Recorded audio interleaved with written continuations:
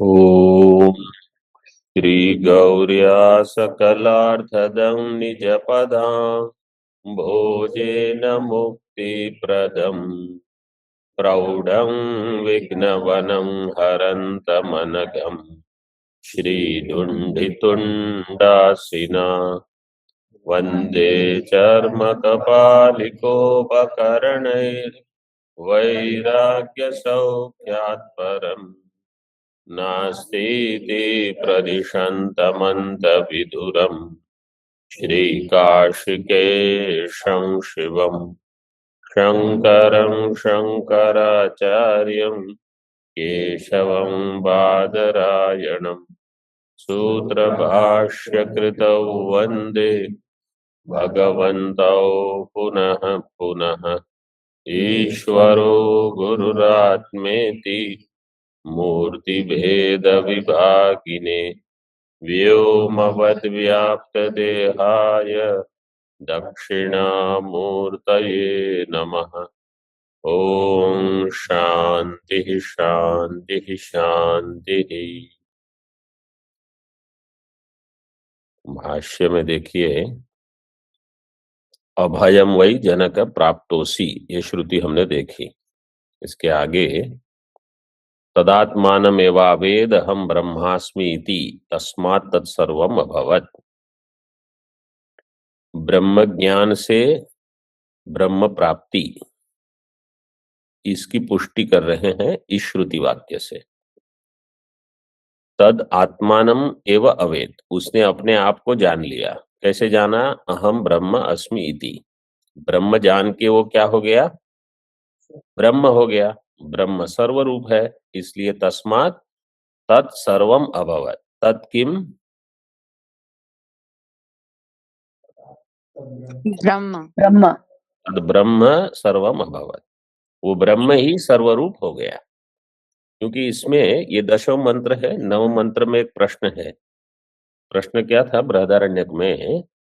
किसको जानने पर ब्रह्म सर्वरूप हो गया, ये प्रश्न था। उसका उत्तर है ब्रह्म अपने आप को जानकर सर्वरूप हो गया। तत्र को मोह का शोक एकत्वम अनुपश्यतः। तत्र, तत्र का अर्थ क्या है? विद्या काले, विद्या काल में को मोह का शोक, वहां न मोह होगा न शोक होगा। ऐसा क्यों होगा? क्योंकि एकत्वम अनुपश्यतः, अनु का अर्थ क्या है? शास्त्राचार्य उपदेश पश्चात, यह है अनु। शास्त्र और आचार्य से उपदेश ग्रहण करने के पश्चात जो देखता है एकत्वम, उसे शोक मोह कैसे हो सकता है? उस विद्या काल में शोक मोह नहीं होगा। टीका में तत्र अनुभव काले मोह शोकौ नस्त इति श्रुति नाम अर्थ है। ये पंक्ति हमने देखी। अनुभव काले का अर्थ है विद्या प्राप्ति अनंतरम अनुभव काले शोक मोह नस्त इति श्रुति नाम अर्थ है। भाष्य में इति एवं आद्याः श्रुतयो ब्रह्म विद्यानंतरम मोक्षम दर्शयन्त्यो मध्य कार्यांतरम वारयति। ये सारी जो श्रुतियां हैं, इति एवं आद्याः श्रुतयः। देखो, जब कहते हैं कि ब्रह्म सूत्र का अध्ययन उपनिषद आदि के अध्ययन के पश्चात करना पड़ता है, उसका प्रमाण देख लीजिए आप। यहाँ कितने उपनिषदों का उद्धरण कर रहे हैं? मुंडक, तैत्तिरीय, बृहदारण्यक, ईश इत्यादि। और पहले भी बहुत सारी श्रुतियां आई है, तो श्रुतियों का ही विचार चल रहा है। एक तो श्रुति को लेकर अधिकरण बनाते हैं, और दूसरे जब स्पष्टीकरण के लिए भी अन्य अन्य श्रुतियों का उदाहरण देते हैं। तो जिन्होंने उपनिषद ठीक से पढ़े हैं, उन्हीं को ब्रह्म सूत्र ठीक से ग्रहण होगा। और कम से कम याद भी होना चाहिए कि कहाँ क्या प्रकरण है। तासाम तात्पर्यम आह, तासाम कासाम श्रुतीनाम, श्रुतियों का तात्पर्य बताते हैं। ब्रह्म विद्यानंतरम मोक्षम दर्शयन्त्यः, ये श्रुतियां ब्रह्म विद्या के अनंतर मोक्ष बताती है।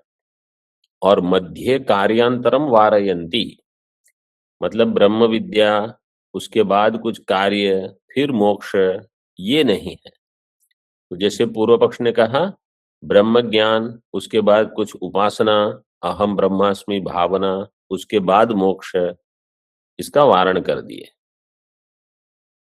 इसको और भी स्पष्ट करेंगे अब इस बिंदु को।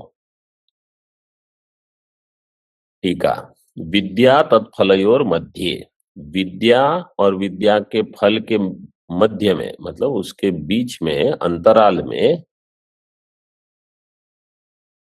फिर आगे वाक्य क्या होगा? कार्यांतरम वारयंती, क्योंकि मध्य दिया है वहां भाष्य में। मोक्षस्य विधि फलत्वे स्वर्गादिवत कालांतर भावित्वम स्यात्, मोक्ष अगर विधि का फल होगा, विधि फलत्वे, स्वर्गादिवत कालांतर भावी होगा वो। कालांतर भावित्वम कस्य? मोक्षस्य, मोक्ष जो है वो कालांतर में प्राप्त होगा। जैसे स्वर्ग कालांतर में प्राप्त होता है क्योंकि वो विधि का फल है, लेकिन ऐसा नहीं है। तथा च श्रुति बाध इति भाव, ऐसा होने पर श्रुति का बाध हो जाएगा, क्योंकि ये श्रुतियां क्या कह रही है, यहीं पर आपको मोक्ष की प्राप्ति हो जाएगी, यही हमारा ज्ञान हो जाएगा, मैं सर्वरूप हूं, यहीं पर शोक मोह की निवृत्ति होनी चाहिए। वारयंती टीका में, इतश्च मोक्षो वैद्यो न इत्याह, वैधो, वैधो न इत्याह, इतश्च मोक्षो वैधो न, इस कारण से भी मोक्ष वैध नहीं है। वैध का अर्थ है यहाँ विधि जन्य नहीं है। वैधो न, विधेः भावः वैधः। तथा तद्धैतत् पश्यन् ऋषिर्वामदेवः प्रतिपेदे अहम मनुरभवम सूर्यश्च इति ब्रह्म दर्शन सर्वात्म भावयोर मध्ये कर्तव्यांतर वारणाय उदाहार्यम, ये प्रसिद्ध है, ये कंठस्थ कर लेना चाहिए। जो जो ऐसे भाष्य, ब्रह्म सूत्र भाष्य में जहां जहां भगवान भाष्यकार कुछ उद्धरण देते हैं, मतलब वो बहुत महत्वपूर्ण वाक्य है, तो जितने वो कंठस्थ हो जाए अच्छा है। क्योंकि भगवान भाष्यकार की मंत्र तो बहुत सारे हैं, लेकिन उनकी लेखनी से कुछ कुछ मंत्र निकलते हैं किसी विशेष वस्तु का प्रतिपादन करने के लिए। अब देखिए ये मंत्र जो है, तद्धैतत् पश्यन् ऋषिर्वामदेवः प्रतिपेदे अहम मनुरभवम सूर्यश्च इति, तद है एतत् पश्यन् ऋषिर्वामदेवः, ऋषि वामदेव पश्यन् प्रतिपेदे, पश्यन् देखते हुए उनको ज्ञान हुआ, अथवा जानते हुए उनको ज्ञान हुआ। पश्यन् प्रतिपेदे, क्या उनको ज्ञान हुआ? मैं ही मनु हूं, मैं ही सूर्य, मतलब मैं ही मनु बना था सृष्टि के आरंभ में, मैं ही सूर्य हूं, मैं ही विवस्वान हूं। ब्रह्म ज्ञान ये है, ये नहीं कि मैंने बहुत कुछ अध्ययन कर लिया है, मैं ये भी जानता हूं वो भी जानता हूं। आपको सर्वात्म भाव की प्राप्ति अगर नहीं हुई है तो अभी ज्ञान नहीं हुआ है। इति ब्रह्म दर्शन सर्वात्म भावयोः मध्ये कर्तव्यांतर वारणाय उदाहर्यम, ब्रह्म दर्शन और सर्वात्म भाव, मैं सर्वरूप हूं, जिसको भगवान ने 10वें अध्याय में कि मैं आदित्यों में विष्णु हूँ, आदित्यानाम अहम विष्णुर, ज्योतिषाम रविरंशुमान, मरीचिर मरुतामस्मि, नक्षत्राणाम अहम शशि। जहां जहां भगवान ने अहम अहम करके कहा 10वें अध्याय में, ज्ञान के पश्चात उस सभी वाक्यों में अहम अहम करके हमें अपने आप को समझना है, ये मैं हूं। तब आप समझ लो आपका ज्ञान पूरा हो गया। जाह्नवी बोले ये भी मैं हूं, और हिमालय ये भी मैं हूं, और मृगाणाम मृगेंद्र वो भी मैं हूं, शेर भी मैं, चूहा भी मैं। अहम अन्नम अहम अन्नादः, भोक्ता भी मैं, भोज्य भी मैं, विवर्त रूप से। और परमार्थ रूप से अहम भोजनम नैव भोज्यम न भोक्ता। सभी प्रकार से ज्ञान जब स्थिर हो जाए, विधि मुख से भी, निषेध मुख से भी, तब आप समझ लो ज्ञान पक्का हो गया। और फिर किसी को पूछने की अथवा किसी की सम्मति की आवश्यकता नहीं कि आपको क्या लगता है मेरा हुआ कि नहीं हुआ। टीका में देखिए।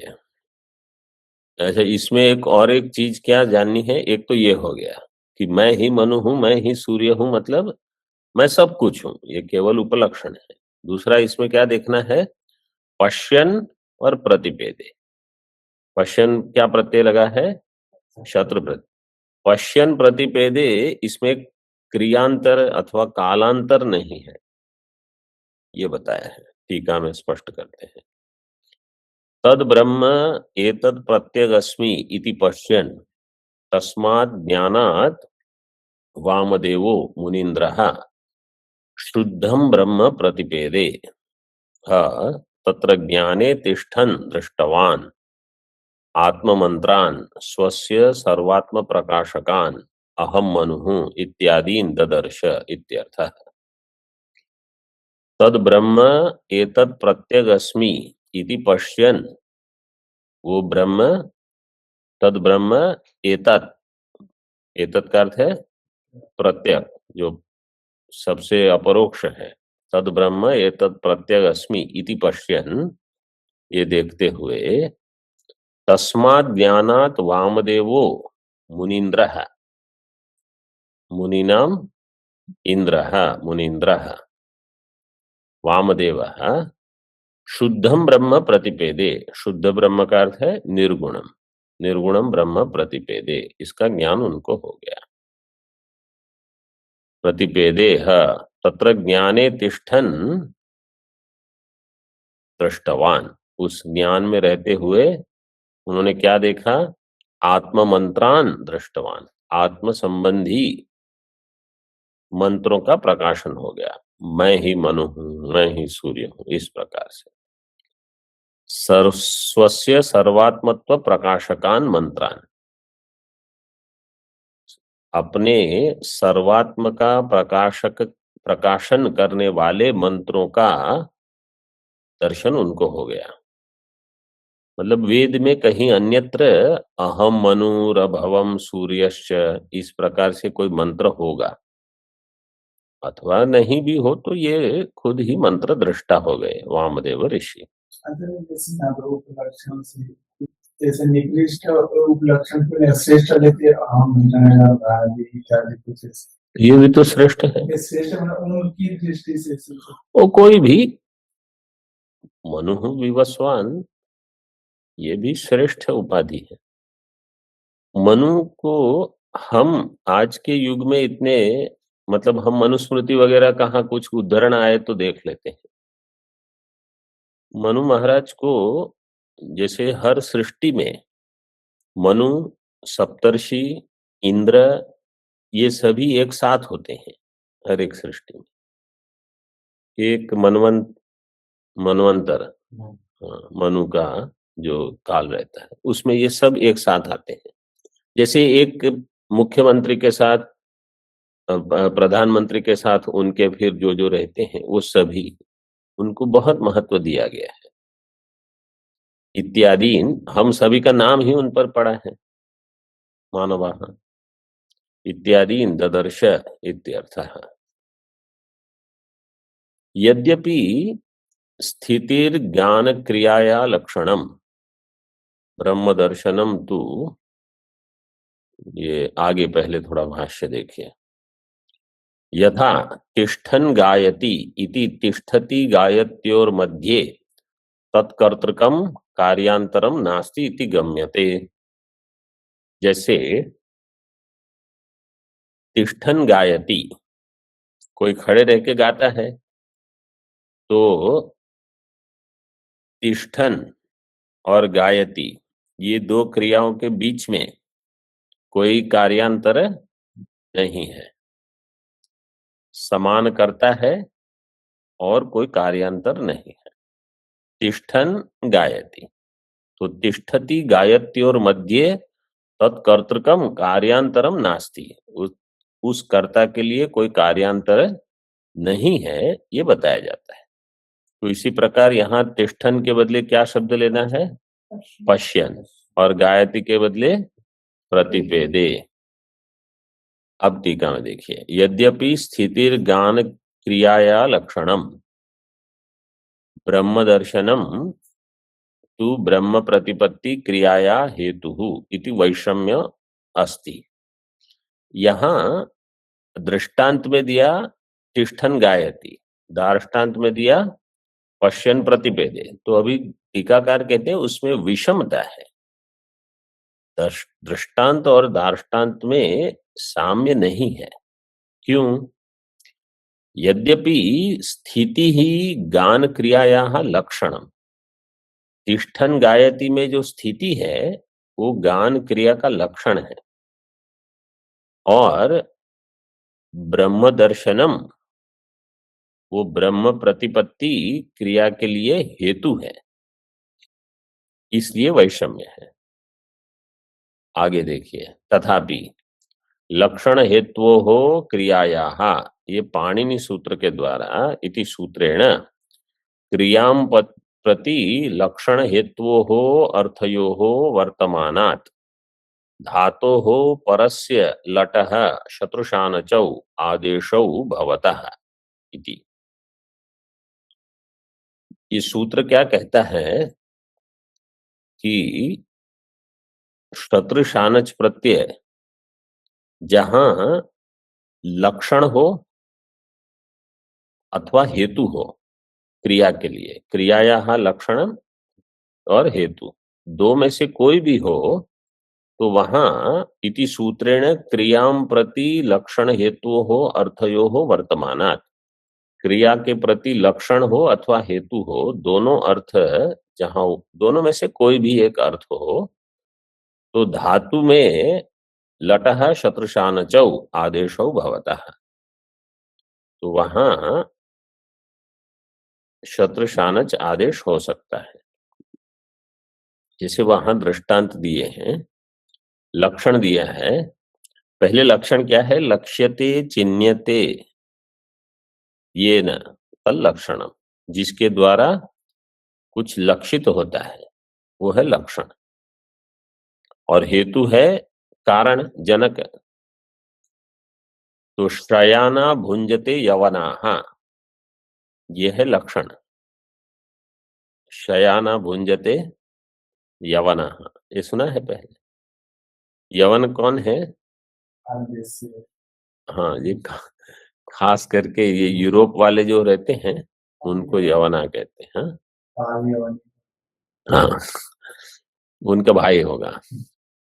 तो ये शयाना भुंजते मतलब लेटे लेटे खाते हैं। ये लेटे लेटे ज्यादा तो नहीं खा सकते, मतलब कुछ कुछ हल्का फुल्का थोड़ा खा लेते होंगे, मतलब बिस्तर में ही भोजन लेते हैं कुछ कुछ। तो ये है यवना। तो इसमें लक्षण है शयाना भुंजते। गणकाः तिष्ठन्तो अनुशासति, ये खड़े खड़े अनुशासन करते हैं, ये हो गए लक्षण में। और हेतु में अर्जयन वसति, अधियानो वसति, अध्ययन करने के लिए रहता है अथवा कुछ कमाई के लिए रहता है, इस प्रकार से। तो लक्षण हेतु हो क्रियाया, इस सूत्र के द्वारा क्रियां प्रति लक्षण हेतु हो अर्थयो हो वर्तमानात्, क्रिया के प्रति दोनों होने से धातो हो परस्य लटः शत्रुशानचौ आदेशो भवतः इति विहित शत्रु प्रत्यय सामर्थ्यात्। तो ये शत्रु प्रत्यय यहाँ विहित है। विहित शत्रु प्रत्यय लक्षण के लिए भी होगा और क्रिया के लिए भी। तो यहाँ तिष्ठन गायति, ये किसके लिए है? लक्षण के लिए। इति उक्ते तत्कर्तृकं कार्यान्तरं मध्ये न भाति इति एतावता पश्यन् प्रतिपेदे इत्यस्य दृष्टान्तम। तो तिष्ठन गायति में जैसे कोई कार्यांतर नहीं है, इसी प्रकार पश्यन प्रतिपेदे, मतलब कहने का प्रयोजन क्या है? ये उद्धरण और ये पाणिनि सूत्र ये सब लेकर क्या बता रहे हैं कि ज्ञान के बाद मोक्ष में कोई विलंब नहीं है। ऐसे नहीं कि ज्ञान तो हो गया लेकिन मेरा अभी ये नहीं हो रहा है, वो नहीं हो रहा है, इसका अर्थ है ज्ञान नहीं हुआ है। ज्ञान हो गया और मोक्ष नहीं है। मोक्ष नहीं मतलब शोक निवृत्ति नहीं है, मोह निवृत्ति नहीं है, कुछ परिच्छिन्न भाव रह गया है, इसका अर्थ है ज्ञान नहीं हुआ है, अभी समझ पकी नहीं है। बोले मैं तो लेकिन बहुत पढ़ता हूँ, इधर उधर जाते रहता हूँ सब। बोले वो सब कुछ नहीं है, उसका कोई महत्व नहीं। ज्ञान होने पर पश्यन प्रतिपेदे ये होना चाहिए। किंच ज्ञानात् अज्ञान निवृत्ति ही श्रूयते। ज्ञान से ये समझ में आया कि नहीं? पश्यन प्रतिपेदे का जो भावार्थ है वो बताने का प्रयोजन। तो इसलिए कहीं बीच में आपको कर्म को जोड़ने की कोई संभावना ही नहीं है। ज्ञानात् अज्ञान निवृत्ति ही श्रूयते। ज्ञानस्य विधेयत्वे कर्मत्वात् अविद्या निवर्तकत्वं न युक्तम् अतो बोधका एव वेदांता न विधायका इत्याह। ज्ञान से अज्ञान की निवृत्ति सुनी जाती है और ज्ञान अगर विधेय होगा, ज्ञान से विधेयत्वे, वो कर्म हो जाएगा। जो कर्म होगा वो अविद्या का निवर्तक नहीं होगा। विधेयत्वे कर्मत्वात् अविद्या निवर्तकत्वम न युक्तम, वो अविद्या की निवृत्ति नहीं कर सकता। क्यों नहीं कर सकता? अविरोधितया कर्म ना विद्याम विनिवर्तयेत, क्योंकि कर्म है वो विरोधी नहीं है अविद्या का। इसलिए वेदांता बोधका एवं, वेदांत केवल बोध कराते हैं, विधान नहीं करते, कर्म में जोड़ते नहीं है। न विधायका इत्याह। त्वं हि नः पिता यो अस्माकम अविद्यायाः परं पारं तारयसि। आप ही हमारे पिता हैं। त्वं हि नः पिता, कौन कहता है ये? हाँ, षड ऋषयः भारद्वाजादयः। भारद्वाज आदि 6 ऋषि पिप्पलाद महर्षि जी के पास गए प्रश्नोपनिषद, उनसे कहा कि आप हमको, ये 6 के 6 कैसे थे?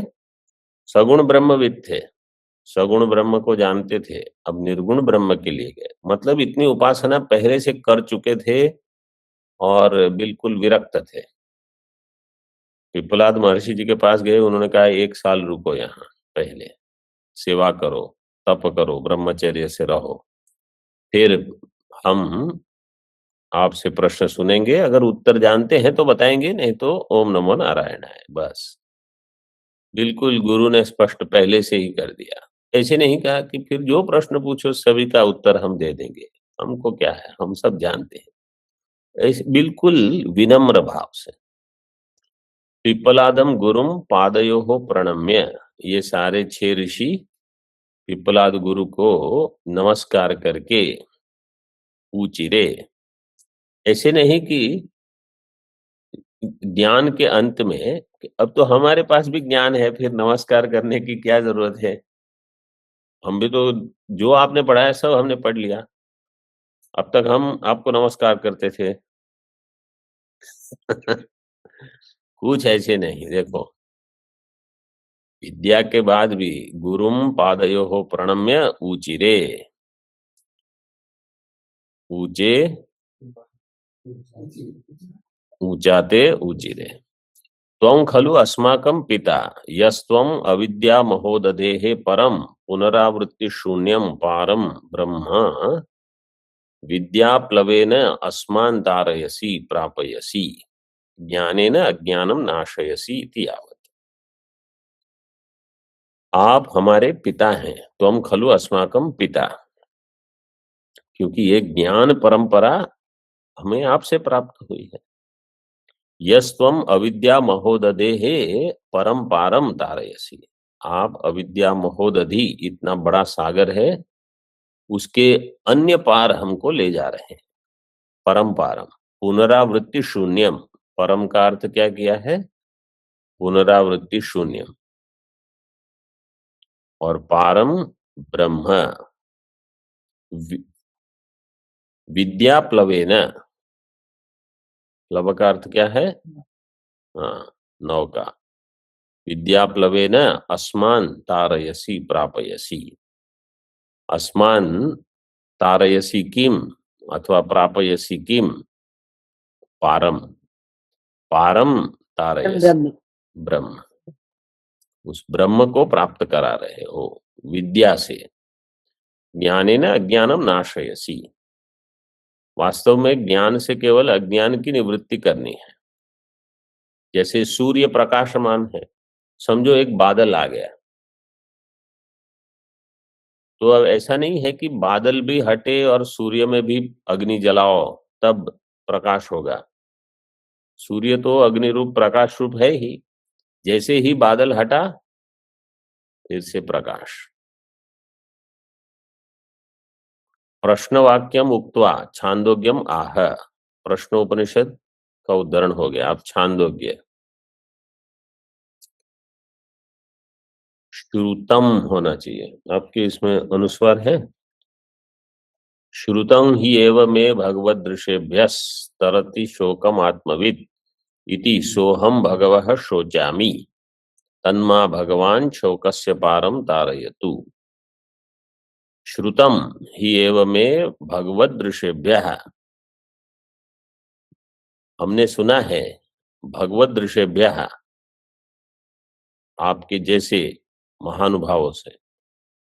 क्या ये सारे उदाहरण जो जो कंठस्थ कर सकते हैं उन्हें करने हैं ना। भगवद दृशेभ्यस् तरति शोकम आत्मविद इति, आत्मविद शोकम तरति, जो वेदांत परिभाषा पढ़े हैं, आत्मविद शोकम तरति, यहाँ कौन सा प्रमाण लगाया है? ऑनलाइन वाले वेदांत परिभाषा जो पढ़े हैं उनको ज्ञान, हाँ, अर्थापत्ति, श्रुतार्थापत्ति। श्रुतार्थापत्ति इसमें क्या है, किसी को याद है? या अर्थापत्ति है याद है? जगत का मिथ्यात्व कैसे सिद्ध होगा? तरति शोकम आत्मविद, आत्मज्ञान से शोक की निवृत्ति होगी। आत्मज्ञान से शोक से संसार लेना है। शोक शब्देन संसार, आत्मज्ञान से संसार की निवृत्ति, आत्मज्ञान से संसार की निवृत्ति तभी होगी जब संसार मिथ्या होगा, वो अर्थापत्ति दी है। अगर संसार मिथ्या नहीं होता तो आत्मज्ञान से उसकी निवृत्ति नहीं होती, क्योंकि आत्मज्ञान से उसकी निवृत्ति होती है, इसलिए संसार मिथ्या। ये है अर्थापत्ति। ये कम से कम मैं 5 बार बता चुका हूं, 5 बार, अलग अलग पाठ में। लेकिन ये तत्वानुसंधान में पहली बार बताया था, उसके बाद ये फिर कहीं कहीं कहीं आते रहता है। इसलिए भगवान भाष्यकार के जो उद्धरण है ना, खास करके ये तत्व समन्वयात के प्रकरण में, इनको आप एक बार समझ लो, उसका जो गूढ़ार्थ है वो पकड़ना है। तो कहीं भी आप शास्त्र की संगति लगाओगे, खास करके जो अध्यापन भी करते हैं, ये जो है ये स्तंभ है। जैसे मकान रहता है ना, मकान में जो स्तंभ होते हैं वो पूरा भार सहन करते हैं। ये मुख्य मुख्य चीजें हैं। बाकी सब क्या है, ईंट वो तो ऐसे ही डाल देते हैं। मुख्य है जिसको स्तंभ कहते हैं, पिलर। ये सारे उद्धरण जो हैं ये दर्शन बनाते हैं। बाकी सब फिर बीच में तस्माद वाय तस्माद ऐसा है। तरति शोकम आत्मविद इति सोहम भगवः शोचामि। भगवः, भगवः शब्द क्या सूत्र लगा है? ऑनलाइन वाले कोई, ये छांदोग्य के 6ठे अध्याय में भी आता है भगवः। भिन्ना भगवः, वो गुलर का वो ये दिया था फल, उसको तोड़ा। भगवः शब्द मतु वसो हो। हम्म मतु वसो रु संबुद्धौ छंदसि। जैसे हरिवाह, हरि में हरिवाह हो जाएगा। भग भगवाह। और ये रुद्री में हम पढ़ते हैं मीढवाह, वो इसी से बना है, यही सूत्र है। मीढ्वस्तोकाय तनयाय मृडय, ऐसे है ना। तो भगवाह, तो हम भगवः शोचामि। तन्मा भगवान शोकस्य पारम तारयतु।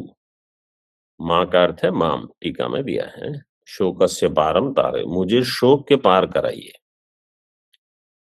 टीका में देखिए, अत्र तारयतु इत्यंतम उपक्रमस्थम शेषम उपसंहारस्थम इति भेदः।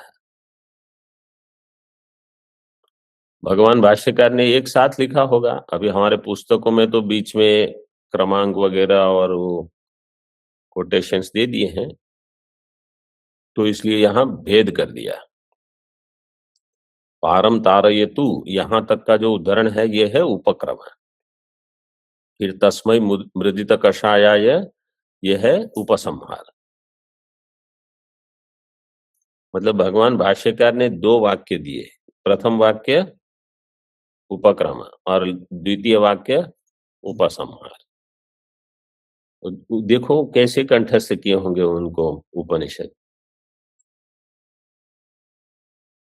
लिखते समय जब भाष्य लिखते होंगे ब्रह्म सूत्र पर, उनको सब याद आ जाता है, यहाँ ये है वहां वो है।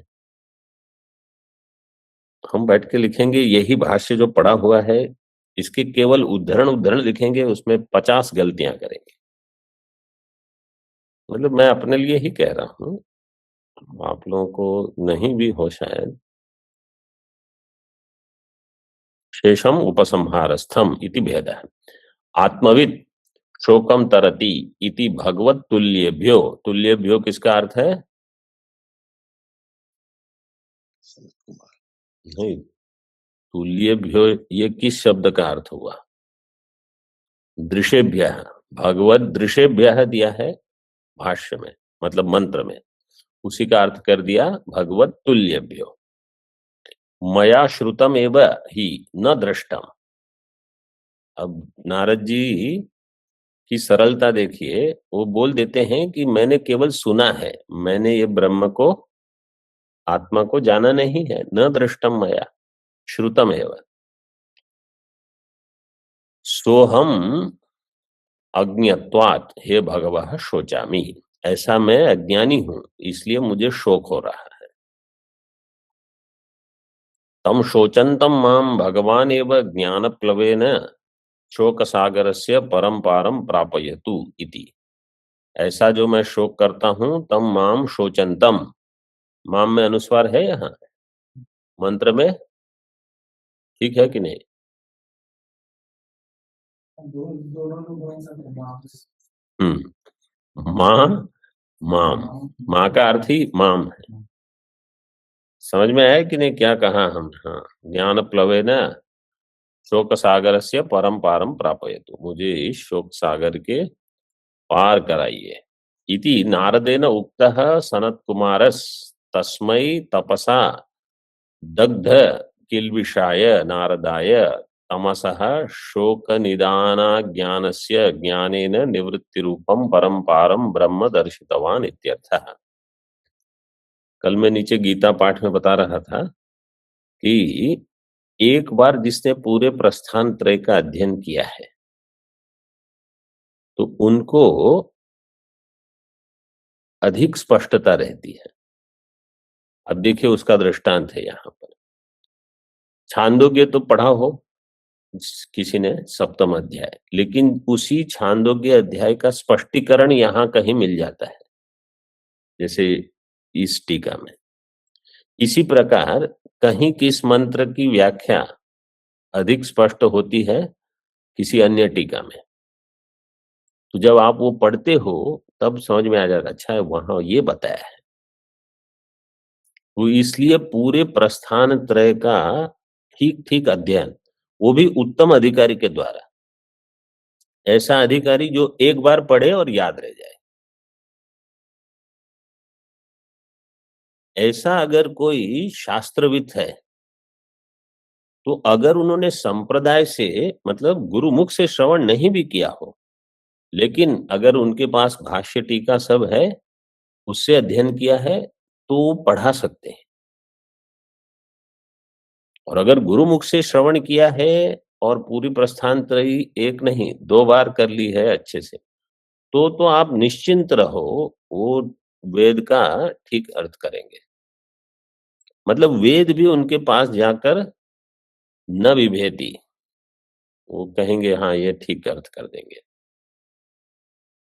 देखिए यहाँ गुरुमुख से नहीं पढ़ेगा तो कैसे हो? नहीं, गुरुमुख न भी हो, लेकिन जैसे अगर आपके पास शंकर भाष्य है, टीका है, तो जो लोग पढ़ते हैं वो कैसे पढ़ते हैं? वैसे ही पढ़ते हैं, भाष्य टीका लेकर। आप कुछ अलग भी तो कर सकते हैं। कभी कभी कभी क्या होता है, जैसे अभी तो हम लोग 10 उपनिषद पढ़ते हैं, पहले ऐसे नहीं था। जो सामवेदी होते थे वो कितने उपनिषद पढ़ेंगे? केवल 1000 उपनिषद कौन पढ़ेगा? वेद भले पढ़े, लेकिन वो सामवेद के 2-3 उपनिषद पढ़ेंगे, वो मांडुक्य नहीं पढ़े समझो, क्योंकि वो अथर्ववेद की शाखा, वो अपनी शाखा के उपनिषद पढ़ते। ऋग्वेद वाले होंगे, वो ऋग्वेद की उपनिषद पढ़ते थे। तो ये आवश्यक नहीं है कि आप सभी उपनिषद पढ़ो, क्योंकि पहले ऐसे होता ही नहीं था। अब जिनके पास भाष्य इत्यादि है, तो लेकर अगर कोई पढ़ता है, तो आप संप्रदाय से ही चलते हो, क्योंकि आप अपना अर्थ नहीं करते। ये मुख्य है। सनत्कुमारः उक्तः, नारदेन उक्तः सनत्कुमारस् तस्मै तपसा दग्ध किल्बिषाय। दग्ध किल्बिषाय समास का विग्रह कैसे होगा?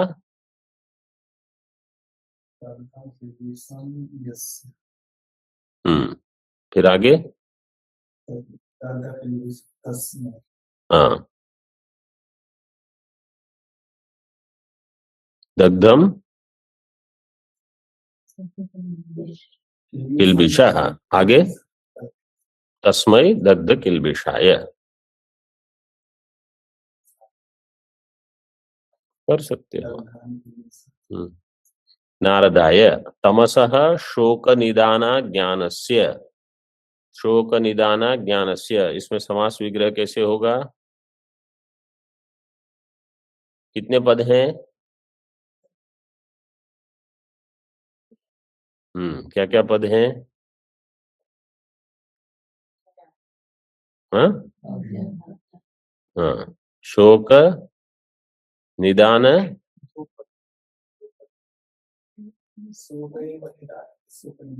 मूल कारण, शोक ही मूल कारण अज्ञान। शोक ही मूल कारण है अज्ञान का। मूल कारण शोक है कि अज्ञान है? तो कैसे विग्रह होगा? किसका बहुरी किसके साथ? मतलब थोड़ा कुछ सोच समझ के बोलो, ऐसे ही कुछ उत्तर देके अज्ञानम निदानम मूल कारणम। ये विग्रह कैसे होगा? अज्ञानम पहले कैसे आ जाएगा?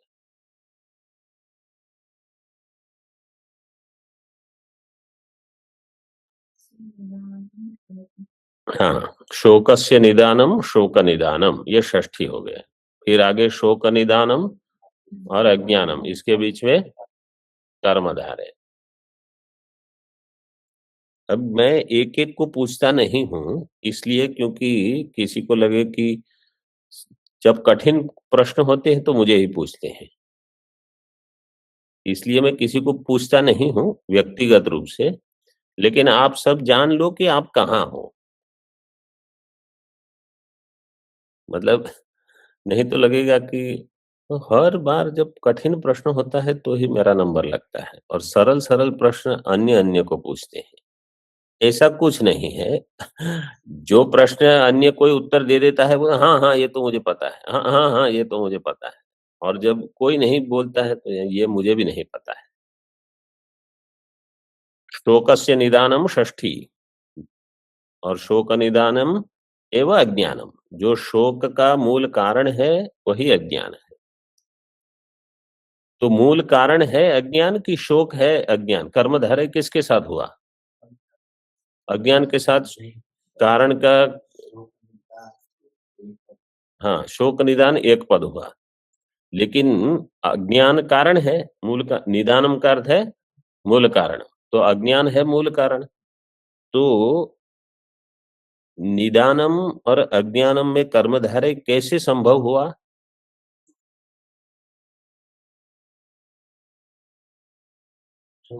मतलब ये थोड़ा सरल प्रश्न नहीं है, मैं बता देता हूँ। जब षष्ठी, जब तत्पुरुष समास होता है, तत्पुरुष समास में प्रधान कौन है?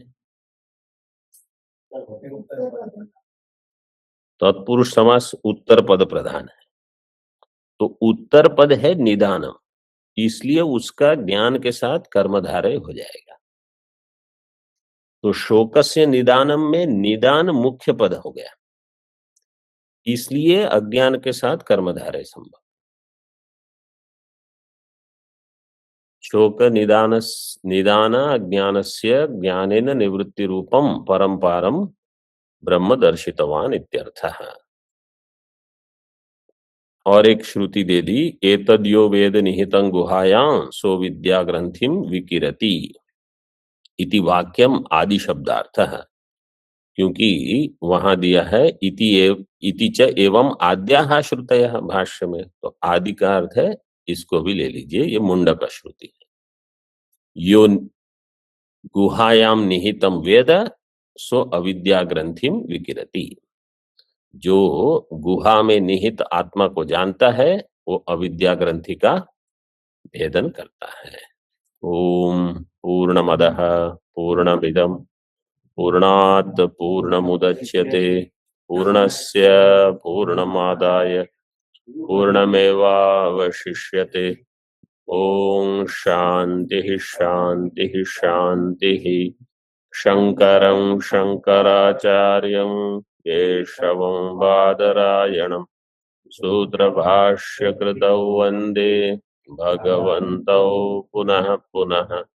ईश्वरो गुरुरात्मेति मूर्तिभेदविभागिने व्योमवद्व्याप्तदेहाय दक्षिणामूर्तये नमः। ओम शांति शांति शांति।